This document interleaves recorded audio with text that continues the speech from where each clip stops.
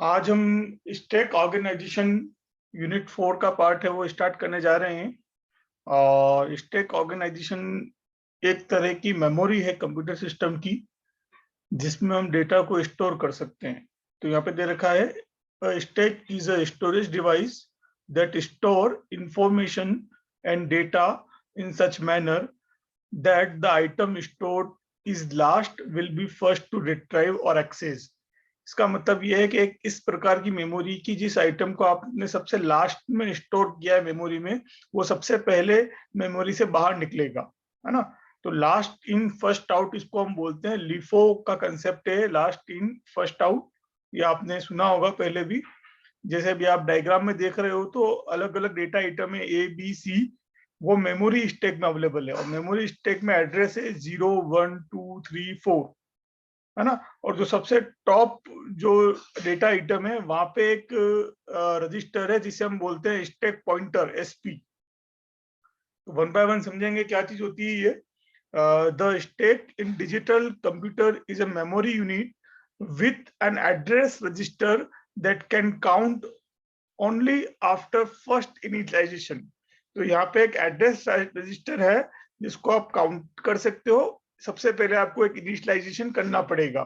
Initialisation मतलब first value memory address की आपको देनी होगी। जैसे यहाँ पर फर्स्ट वैल्यू जो है मेमोरी एड्रेस की वो है 0, और उसके बाद वैल्यू 1 2 3 4 और 63 तक गया है। तो यहाँ पे टोटल 64 मेमोरी एड्रेस है।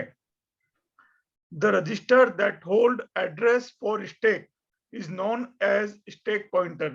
मतलब जो रजिस्टर मेमोरी एड्रेस को होल्ड करता है स्टैक में उसे हम बोलते हैं stack pointer. It always point to the top data item in the stack. मतलब ये सबसे इसका जो काम है वो सबसे ऊपर टॉप में जो डेटा आइटम होगा, है ना। भले स्टैक की साइज आपकी 64 है यहाँ पर, लेकिन डेटा आइटम जो है वो थर्ड नंबर की पोजीशन पे है। तो स्टैक पॉइंटर के अंदर जो वैल्यू होगी वो होगी थर्ड। मतलब अभी सबसे टॉप मोस्ट डेटा आइटम का जो एड्रेस है वो स्टैक पॉइंटर होल्ड करके रखेगा।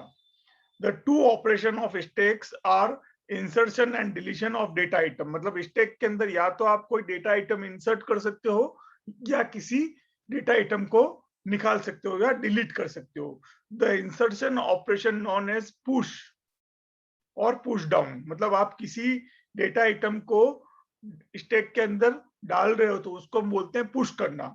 और अगर आप स्टैक से डेटा आइटम निकाल रहे हो, deletion is known as pop और पॉप अप। तो पॉप ऑपरेशन यानी डिलीट डेटा आइटम होता है, और पुश का मतलब होता है डेटा आइटम को आप इंसर्ट कर रहे हो।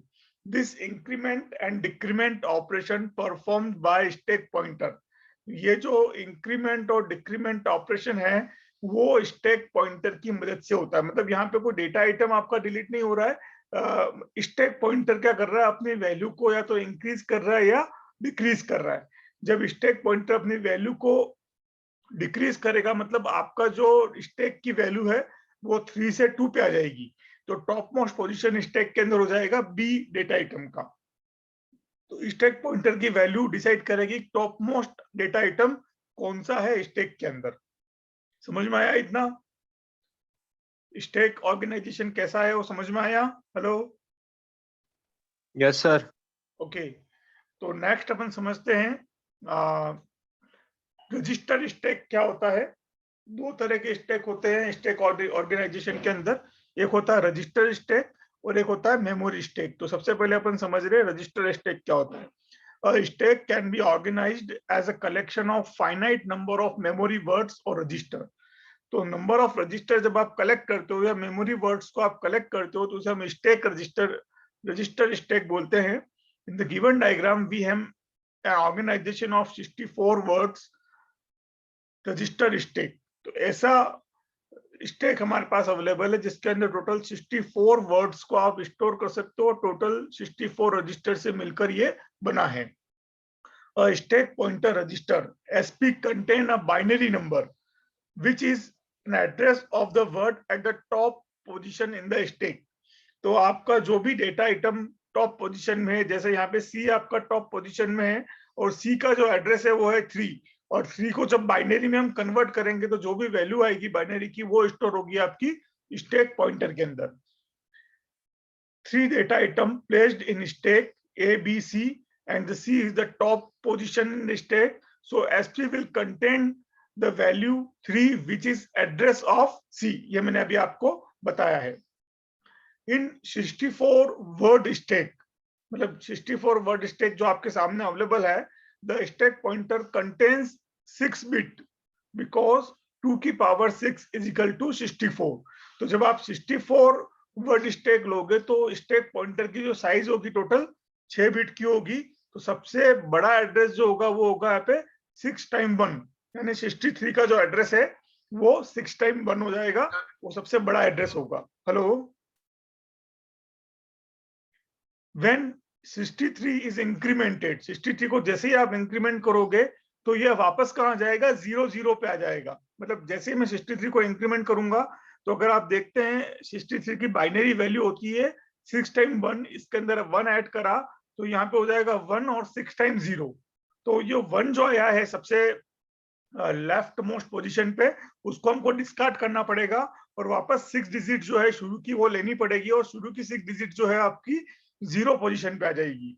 But SP can accommodate only 6 digit significant bit. Similarly, when 000 मतलब 6 time 0 is decremented by 1, the result is 111. जैसे आप 0 को डिक्रीमेंट करोगे तो वो कहाँ चला जाएगा, 63 पे चला जाएगा. तो एक साइकिल की तरह ये डिक्रीमेंट इंक्रीमेंट होता रहेगा. इस बात को आपको ध्यान रखना है. जब टॉप मोस्ट पोजीशन पे है, अगर उसका इंक्रीमेंट करते हैं तो वापस 0 पे आ जाएगा, और अगर 0 की पोजीशन पे उसका डिक्रीमेंट करोगे तो ये वापस कहाँ जाएगा, ऊपर 63 की पोजीशन पे आ जाएगा. इस बात को आपको ध्यान रखना है, वो मैंने एग्जांपल में आपको यहाँ पे बता रखा है. The 1 bit register is full set to 1 when the stack is full. मतलब जैसे स्टैक आपका फुल हो जाएगा, यानी 63 डेटा आइटम आपके फुल हो गए, उस समय जो फुल रजिस्टर है उसकी वैल्यू 1 पे सेट हो जाएगी. अगर आपके सारे डेटा आइटम डिलीट हो जाएंगे स्टैक में से, मतलब स्टैक आपका क्या हो गया, एम्प्टी हो गया, उस केस में जो है EMTY जो आपका रजिस्टर है उसकी वैल्यू 1 पे सेट हो जाएगी. ठीक है, तो दो रजिस्टर यहाँ पे, एक तो फुल है और एक है EMTY एम्प्टी. तो जब स्टैक फुल होगा तो फुल की वैल्यू 1 पे सेट हो जाएगी, जब स्टैक खाली होगा तो EMTY की वैल्यू 1 पे सेट हो जाएगी. DR is a data register that holds the binary data to be written into or read out from the stack. मतलब आप जो भी डेटा आइटम स्टैक के अंदर स्टोर कराना चाहते हैं या स्टैक से निकालना चाहते हैं, रिटर्न इनटू यानी स्टोर करना है, और रीड आउट यानी स्टैक से डिलीट करना है, बाहर निकालना है. तो जब डेटा आइटम आप जो भी स्टोर करेंगे या बाहर निकालेंगे स्टैक से, वो डेटा आइटम आपका डेटा रजिस्टर के अंदर स्टोर होगा.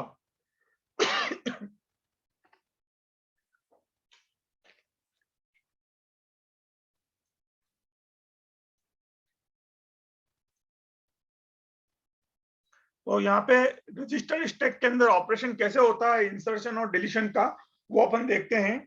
Initially SP is clear to 0. सबसे पहले आपने क्या करा, एसपी जो है वो 0 पे सेट किया. एम्प्टी जो है वो 1 पे सेट हो जाएगा, क्योंकि जैसे ही 0 पे आ जाएगा एसपी, उस केस में आपका स्टैक क्या हो गया, खाली हो गया. मतलब आपका कोई भी डेटा आइटम स्टैक में अवेलेबल नहीं है. So SP point to the word at address 0. SP जो है एड्रेस 0 पे होल्ड रहेगा and the stack is marked empty. मतलब इस समय स्टैक बिल्कुल खाली है, इसके अंदर कोई डेटा आइटम नहीं है. तो आपको डेटा आइटम इंसर्ट करना है, तो उस केस में अपन पुश ऑपरेशन परफॉर्म कर रहे हैं. तो पुश ऑपरेशन परफॉर्म करने के लिए सबसे पहले क्या करा, स्टैक पॉइंटर की वैल्यू 1 से इंक्रीमेंट करी. यानी स्टैक पॉइंटर 0 पे था तो उसको 1 पे लाना पड़ेगा. जैसे यहाँ पे देखो 0 बिल्कुल खाली है, और जैसे ही 1 पे आया तो एक डेटा आइटम दिख रहा है आपको A. मतलब जैसे ही आप डेटा आइटम इंसर्ट कराना चाहते हो, सबसे बॉटम वाला क्या हो गया, बिल्कुल खाली है, उसके बाद डेटा आइटम इसके अंदर फिल कर रखे हैं. तो स्टैक पॉइंटर इनिशियल में क्या होता है, 0 पे होगा. तो आप देख लो पॉइंट 1 में स्टैक पॉइंटर इंक्रीमेंट कर रहे हैं अपन 1 से, तो जो भी डेटा आइटम आएगा वो एड्रेस 1 पे स्टोर होगा. तो डेटा रजिस्टर में जो भी डेटा आइटम है वो मेमोरी एड्रेस जो स्टैक पॉइंटर में दे रखा है. अगर आप यहाँ पे देख रहे हो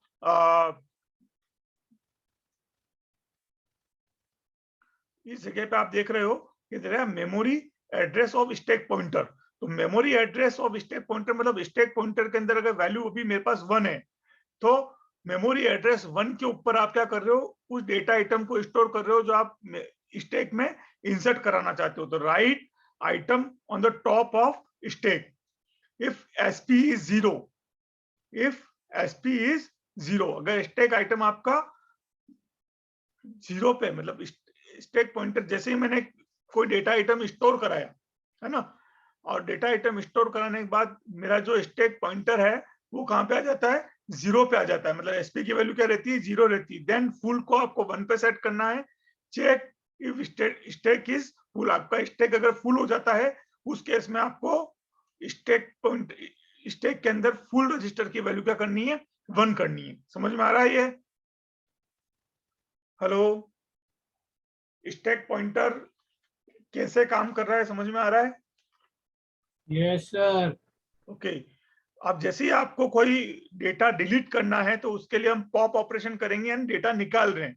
तो पॉप ऑपरेशन कैसे परफॉर्म हो रहा है आप देखें, इसके अंदर आपका जो भी टॉप पोजीशन पे डेटा आइटम है उसका एड्रेस होगा स्टैक पॉइंटर में, है ना। जैसे अभी टॉप पोजीशन में अपना डेटा आइटम है 3, तो 3 जो होगा वो ऐसा होगा मेमोरी एड्रेस ऑफ 3। तो 3 जो है, 3 के अंदर जो भी डेटा वैल्यू पड़ी वो आ जाएगी आपकी डीआर रजिस्टर में, वो स्टैक पॉइंटर की वैल्यू 1 से डिक्रीमेंट हो जाएगी। यानी स्टैक पॉइंटर अब क्या करेगा, आपका सेकंड एड्रेस को, सेकंड नंबर के एड्रेस को होल्ड करेगा, यानी टॉप मोस्ट डेटा आइटम हो जाएगा आपका बी। फिर वापस हम चेक करेंगे कि स्टैक पॉइंटर आपका 0 पे तो नहीं आ गया है। अगर आपका स्टैक पॉइंटर 0 पे आ गया, मतलब आप डिक्रीमेंट करते जा रहे हो और स्टैक पॉइंटर कहाँ जाता है, वापस 0 पे आ जाता है, उस केस में भी हमको स्टैक को एम्प्टी करना पड़ेगा। एक तो हम इंक्रीमेंट करते हैं और टॉप मोस्ट पोजीशन पे होते हैं और फिर 0 पे आ जाते हैं, मतलब क्या हो गया, हमारा स्टैक है वो फुल हो गया है। लेकिन मैं डिक्रीमेंट कर रहा हूं और उसके बाद अगर हम 0 पे पहुंच जाते हैं, इसका मतलब हमारा स्टैक क्या हो गया है, एम्प्टी हो गया है।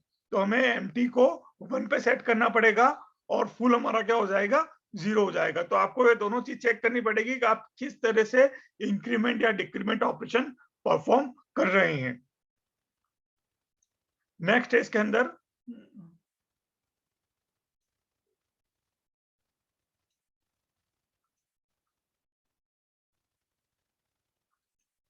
Memory organisation. पहले अपन ने समझा था, इससे पहले जो डायग्राम था वो था रजिस्टर स्टैक का, अब है मेमोरी स्टैक का। स्टैक ऑर्गेनाइजेशन के अंदर मेमोरी स्टैक किस तरह से काम करता है। Stack can be implemented in random access memory attached to CPU. तो हम रैम के अंदर भी स्टैक को इम्प्लीमेंट कर सकते हैं।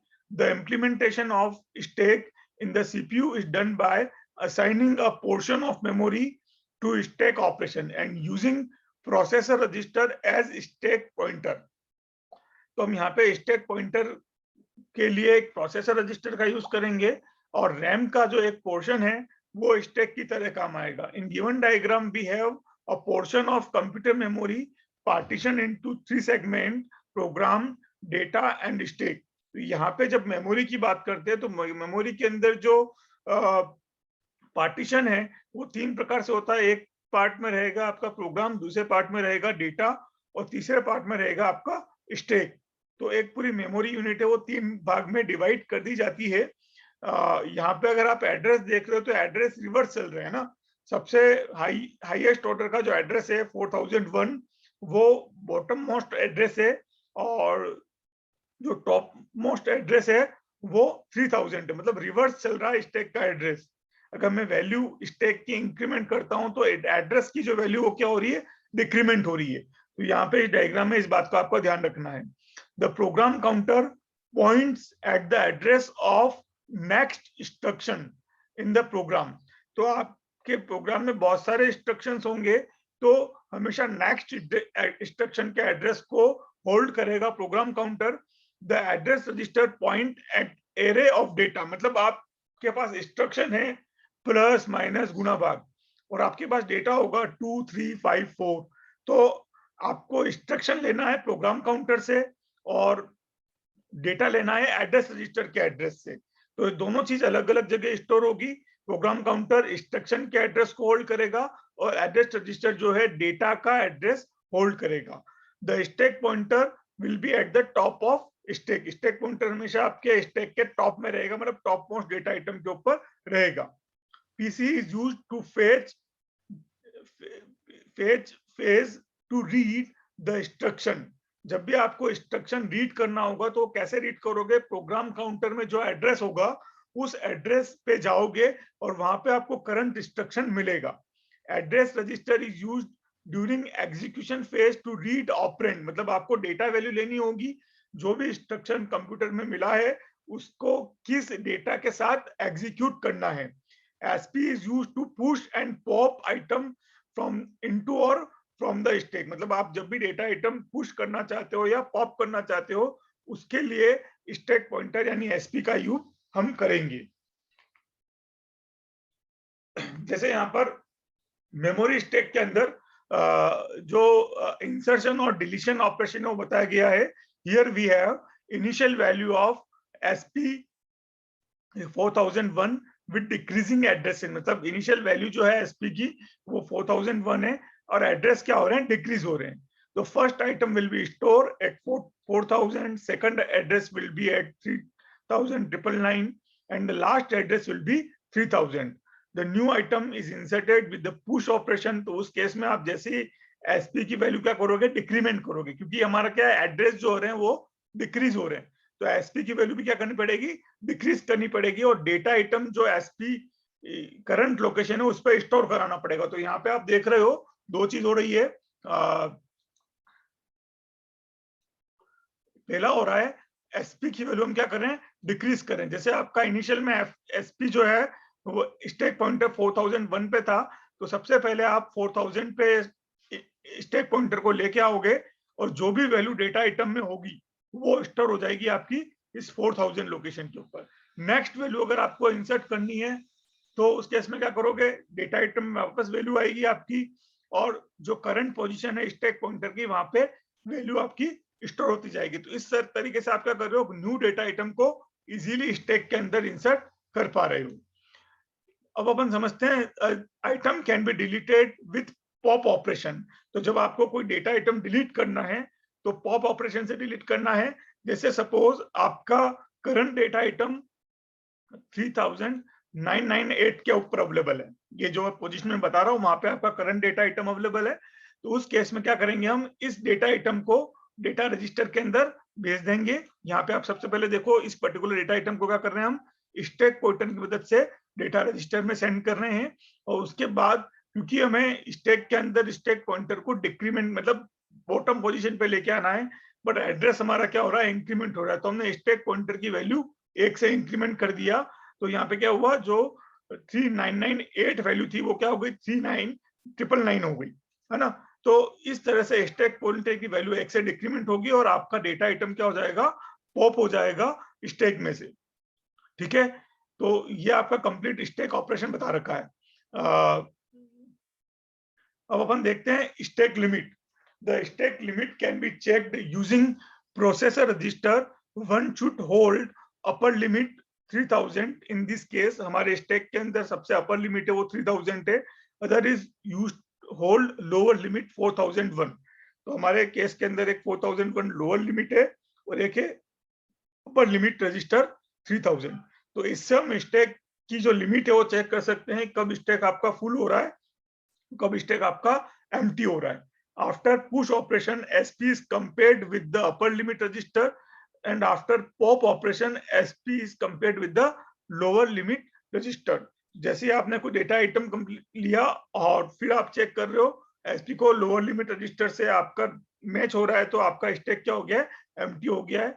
पुश कर रहे हो और आपका अपर लिमिट पहुंच रहा है, उस केस में आपका स्टैक क्या हो गया, फुल हो गया है। तो इस बात को आपको यहाँ पर ध्यान रखना है।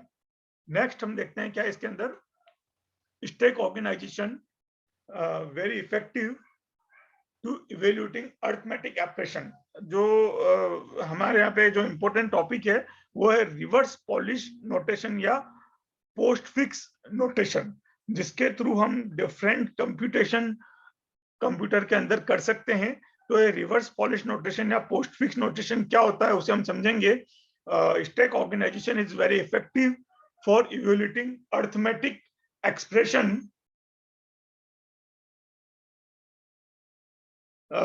तो जो भी आपके अरिथमेटिक एक्सप्रेशन है कंप्यूटर में उसको आप इवेल्यूएट कर सकते हो स्टैक की मदद से।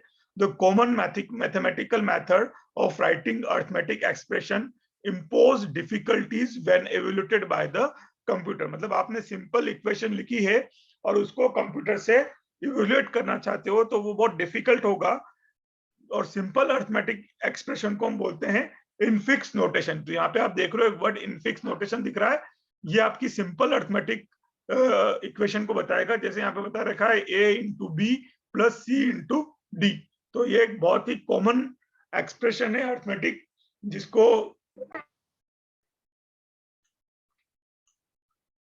आप देख रहे हो। To evaluate about compute A multiply B, store this product while computing c multiply d, then compute sum of these two product। तो आप दोनों अलग अलग चीजें जो है अलग अलग कैलकुलेट करोगे और फिर इनका एडिशन करोगे। मतलब पहले a इंटू बी किया, फिर इसका जो रिजल्ट आया वो आपने कहीं स्टोर कर दिया, फिर c इंटू डी किया, इसका रिजल्ट आपने कहीं स्टोर कर दिया, और फिर दोनों का जो रिजल्ट है उनका आप क्या कर रहे हो, एडिशन कर रहे हो। तो इस तरह से कैलकुलेशन करना कंप्यूटर सिस्टम में बहुत ही डिफिकल्ट हो जाता है। The polish mathematician discover prefix notation. तो एक मैथमेटिशियन था पॉलिश नोटेशन, उसने प्रीफिक्स या पॉलिश नोटेशन डिस्कवर किया, और उसका ही एक सिमिलर रूप आया, वो आया पोस्टफिक्स नोटेशन। इसको हम बोलते हैं रिवर्स पॉलिश नोटेशन। तो तीनों में डिफरेंस क्या वहां पे एग्जांपल में दे रखा है। जैसे इनफिक्स नोटेशन जो है उसके अंदर हम लिखते हैं a plus B, simple equation लिख दिया आपने a प्लस बी। जब मैं प्रीफिक्स या पॉलिश नोटेशन की बात करता हूं तो उसमें क्या होता है, ऑपरेटर पहले आता है और डेटा आइटम बाद में आता है। तो यहाँ पे ऑपरेटर आपका पहले आ गया प्लस ए बी, और जब मैं पोस्टफिक्स के अंदर आता हूं तो डेटा आइटम पहले आते हैं और फिर ऑपरेटर आता है, तो ए बी प्लस। इसको हम बोलते हैं रिवर्स पॉलिश नोटेशन या पोस्टफिक्स नोटेशन। तो सबसे ज्यादा जो चीज अपने काम आएगी स्टैक के अंदर वो आएगा पोस्टफिक्स नोटेशन। स्टैक के अंदर जितनी भी कैलकुलेशन होती है वो रिवर्स पॉलिश नोटेशन या पोस्टफिक्स नोटेशन के थ्रू ही पॉसिबल है। तो हम देखते हैं इसके अंदर आगे कैसे काम होता है। अब आपको जैसे एक इक्वेशन दे रखा है, a into b plus c into d is written in reverse Polish notation as ab star cd star plus। तो इसको कैसे इनफिक्स नोटेशन से रिवर्स पॉलिश नोटेशन में कन्वर्ट किया, तो उसको हम समझते हैं। यहाँ पे अगर आप देख रहे हो तो सबसे पहले आपको ऑपरेटर प्रेसिडेंस जो है वो कंसेप्ट ध्यान होना चाहिए। ऑपरेटर प्रेसिडेंस के अकॉर्डिंग हम पूरी इक्वेशन को सोल्व करेंगे इनफिक्स से रिवर्स पॉलिश नोटेशन के अंदर। सबसे पहले आपको इक्वेशन को लेफ्ट टू राइट रीड करना है या स्कैन करना है। तो लेफ्ट टू राइट के अंदर हमें देखना है कि जो हायर ऑर्डर प्रेसिडेंस ऑपरेटर है, यानी सबसे पहले हायर ऑर्डर होता है आपका ब्रैकेट का, फिर स्टार और डिवीजन का, फिर प्लस माइनस का, इस तरह से चलता है। आप प्रोग्रामिंग में पढ़ते हो, आपके पास टेबल भी होगी वो। तो यहाँ पर इक्वेशन के अंदर सबसे हायर ऑर्डर जो लेफ्ट टू राइट स्कैन किया उसके अंदर हमें मिला स्टार। तो स्टार को मैंने यहाँ पे हाईलाइट कर रखा है, देखो रेड कलर के अंदर, और पहले मैंने इसको सोल्व किया है। तो हायर प्रेसिडेंस ऑपरेटर को पहले मैंने पोस्टफिक्स में कन्वर्ट किया, तो क्या हुआ यहाँ पर ए बी स्टार हो गया है। तो ए बी स्टार को मैंने अलग कंपोनेंट मान के चला है ना, ए बी स्टार पूरा क्या हो गया, मेरा अलग कंपोनेंट हो गया। फिर आपके पास एक ऑपरेटर है, फिर दो डेटा आइटम है, और उसके बीच में क्या लगा हुआ, वापस एक ऑपरेटर लगा हुआ है। तो यहाँ पे आप क्या देख रहे हो कि फर्स्ट नंबर पे आपने ए बी स्टार यानी ए और B, A multiply by B था, उसको आपने क्या करा, कन्वर्ट करा पोस्टफिक्स के अंदर। सेकंड नंबर पे मेरे को चेक करना है वापस प्लस और स्टार, ये दो ऑपरेटर है आपके पास, एक है प्लस है और एक है मल्टीप्लीकेशन यानी स्टार। तो प्लस और मल्टीप्लीकेशन दोनों में से हायर प्रेसिडेंस किसकी होती है, अपने पास मल्टीप्लीकेशन की होती है। तो सेकंड नंबर पे हम क्या कर रहे हैं, इस सी मल्टीप्लाई बाय डी उसको हमने क्या करा, पोस्टफिक्स में कन्वर्ट करा है। और थर्ड नंबर पे मैंने क्या करा, इस प्लस ऑपरेटर को पोस्टफिक्स में कन्वर्ट करा है। तो सबसे पहले ए बी स्टार किया, सेकंड नंबर पे सी डी स्टार हुआ यानी सी डी मल्टीप्लाई, और लास्ट में ये दोनों अपने आप में क्या बन गए, एक कंपोनेंट बन गए इक्वेशन के, है ना। तो ये दोनों एक साथ रहेंगे हमेशा, इनको मैं अलग नहीं रख सकता। तो लास्ट में मेरे को क्या मिला, ये पर्टिकुलर ऑपरेटर जो है प्लस वो अलग मिला है। तो A B star C D star, और लास्ट में जो आया आपका प्लस ऑपरेटर आया।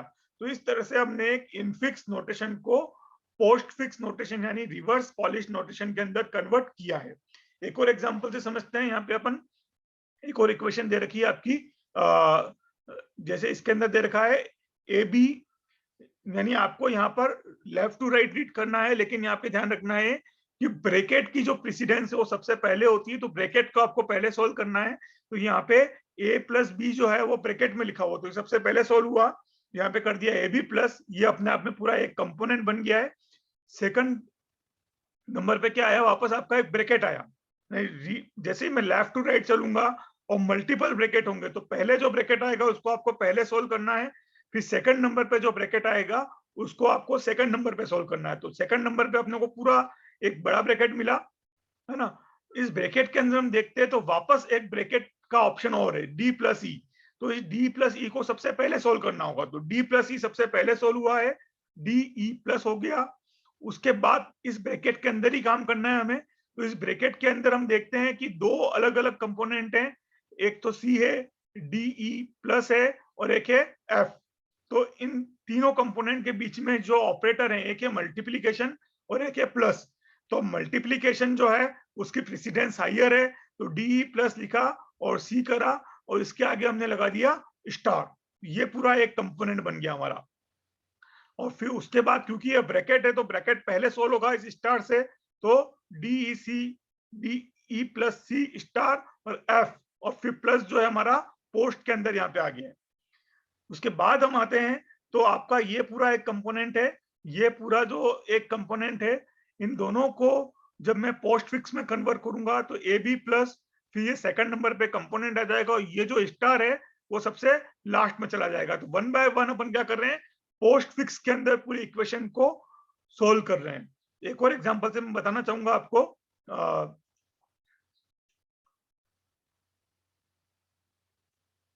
यहाँ पे एक न्यूमेरिकल एग्जांपल दे रखा है मैंने कि पहले कैसे मैंने उसको पोस्ट फिक्स में कन्वर्ट किया है और फिर उसको स्टैक के थ्रू कैसे सोल्व किया है। तो सबसे पहले आप देखते हो 3 multiply by 4 plus 5 multiply by 6, तो 3 मल्टीप्लाई बाय 4 ब्रैकेट के अंदर है, और मल्टीप्लीकेशन का जो प्रेसिडेंस है वो भी हायर होता है। तो सबसे पहले 3 4 और मल्टीप्लाई लिख दिया, सेकंड नंबर पे मैंने 5 6 और मल्टीप्लाई लिख दिया, और लास्ट में क्या हुआ, ये जो प्लस है वो इन दोनों कंपोनेंट के लास्ट में आ जाएगा ऐसे प्लस। तो ये जो हमारे इनफिक्स ऑपरेशन इक्वेशन था उसको हमने पोस्ट फिक्स यानी रिवर्स पॉलिश नोटेशन के अंदर कन्वर्ट कर दिया है। अब ये जो हमारा इक्वेशन है इसको हम वन बाय वन सोल्व करेंगे स्टैक के अंदर। जो रिवर्स पॉलिश नोटेशन हमारे पास आया है तो इसके अंदर लेफ्ट साइड के अंदर फर्स्ट कंपोनेंट है हमारे पास 3, तो इसको हमने स्टैक में इंसर्ट कर दिया। सेकंड कंपोनेंट आया वो स्टैक के अंदर सेकंड पोजीशन पे आ गया। थर्ड कंपोनेंट क्या है हमारे पास, मल्टीप्लिकेशन का आया। तो स्टैक के जो टॉप मोस्ट दो कंपोनेंट थे दोनों के बीच में हमने क्या कराया, मल्टीप्लिकेशन कराया, यानी 3 और 4 जो है वो टॉप मोस्ट कंपोनेंट है, दोनों में मल्टीप्लिकेशन हुआ और उसका जो रिजल्ट आया वो वापस मैंने स्टैक के अंदर स्टोर करा दिया है। फिर हमने देखा नेक्स्ट कंपोनेंट क्या है, 5 को स्टोर कराया। उसके बाद नेक्स्ट कंपोनेंट आया 6 को स्टोर कराया। फिर वापस हमें क्या मिला, स्टार मिला। तो स्टार के अंदर हमने वापस टॉप मोस्ट दो कंपोनेंट हैं इनको हमने क्या कराया, मल्टीप्लाई कराया, उसकी वैल्यू आई 30। तो 30 आई, तो इस वैल्यू को हम क्या कर रहे हैं, जब हमारे पास दो वैल्यू है स्टैक के अंदर, एक है आपके पास 5 6 स्टार, 5 6 स्टार का मतलब क्या हुआ 30, यानी 5 multiply by 6 is equal to 30। और लास्ट में हमारे पास क्या दे रखा है, स्टैक के अंदर प्लस का सिंबल दे रखा है। तो जो टॉप मोस्ट कंपोनेंट है वो आपके दोनों ऐड हो जाएंगे और यहाँ पे रिजल्ट आ जाएगा आपका 42। तो यहाँ पे आपकी क्लास एंड होती है। इसमें कोई भी दिक्कत हो तो आप मेरे से वापस डिस्कस कर सकते हो। Thank you.